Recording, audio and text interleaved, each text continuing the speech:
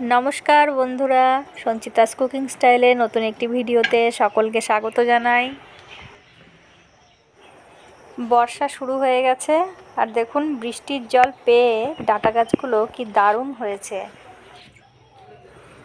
এখান থেকে কয়েকটা ডাঁটা তুলে নিয়ে গিয়েই আজকের রেসিপি হবে।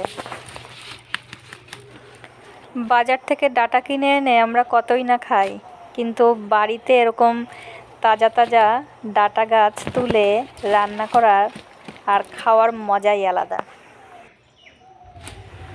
সব গাছগুলো খুব বেশি বড় হয়নি, তো বেছে বেছে আমি যেগুলো একটু বড় হয়েছে সেগুলোই তুলে নিচ্ছি।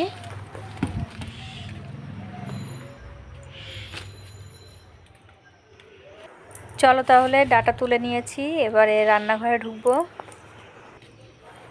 আজকে রান্না করব বন্ধুরা মৌরলা মাছ। তো মৌরলা মাছটা ভালো করে কেটে বেছে ধুয়ে নিয়েছি, তারপর নুন হলুদ দিয়ে রেখেছিলাম। এবারে আমি এটা প্রথমে ভেজে নিচ্ছি। একবারে সব মাছগুলো দিয়ে ভাজতে গেলে মাছগুলো ভেঙে যেতে পারে, তার জন্য আমি অল্প অল্প করে দিয়ে ভেজে নিচ্ছি। হালকা ছোট মাছ, তো এগুলো ভাজতে কিন্তু খুব বেশি সময় লাগবে না।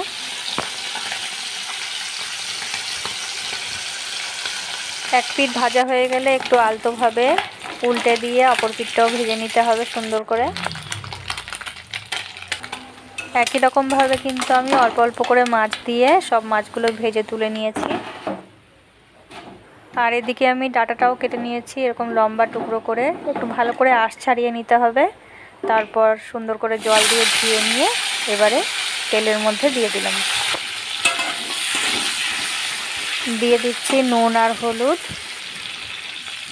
একটা কথা বলে রাখি যে এই রান্নাটাতে কিন্তু এরকম কচি ডাঁটা দিলেই ভালো লাগবে, শক্ত বা মোটা ডাঁটা দিলে ভালো লাগবে না।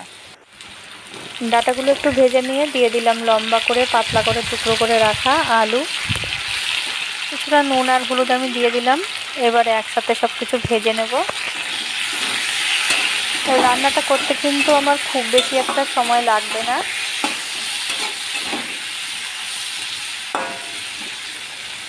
ডাঁটা সেদ্ধ হতে খুব বেশি সময় লাগবে না, কারণ কচি ডাঁটা আর আলুটাও লম্বা সরু করে দিয়েছি, তো ভাজতে ভাজতেই অনেকটা সেদ্ধ হয়ে যাবে। আলু আর ডাঁটাটা লাল লাল করে ভেজে নিয়েছি, এবারে তেল ছেঁকে তুলে নেব। ওই তেলের মধ্যে আরও কিছুটা সর্ষের তেল দিয়ে দিয়েছি। এবার দিয়ে দিলাম জিরে আর কালো জিরে ফোড়ন। ফোড়নটা কিছুক্ষণ ভেজে নিয়ে দিয়ে দিলাম চেরা কাঁচা লঙ্কা কয়েকটা।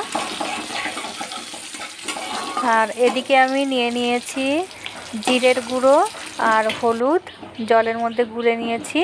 তারপর এর মধ্যে দিয়ে দিচ্ছি পরিমাণ মতন নুন।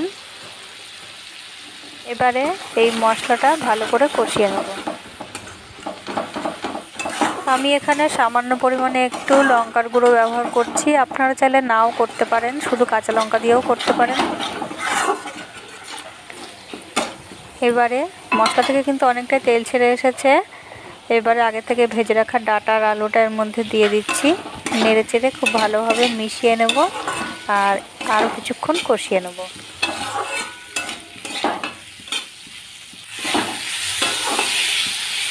খুব সামান্য পরিমাণে একটু জল দিয়ে আর একটু কষিয়ে নেব।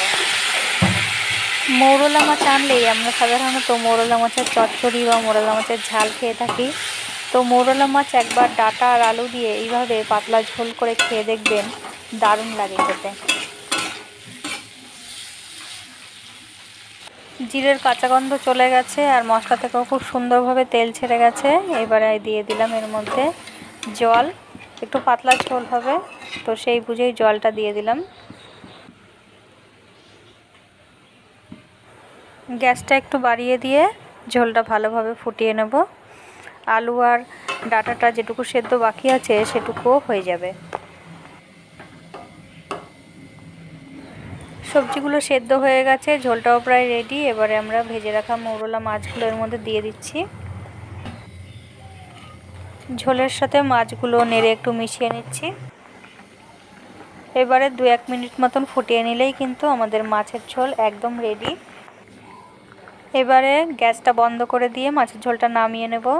দুপুরবেলা গরমের দিনে গরম গরম ভাতের সাথে কিন্তু একটু লেবু দিয়ে নিলেই দারুণ লাগবে খেতে।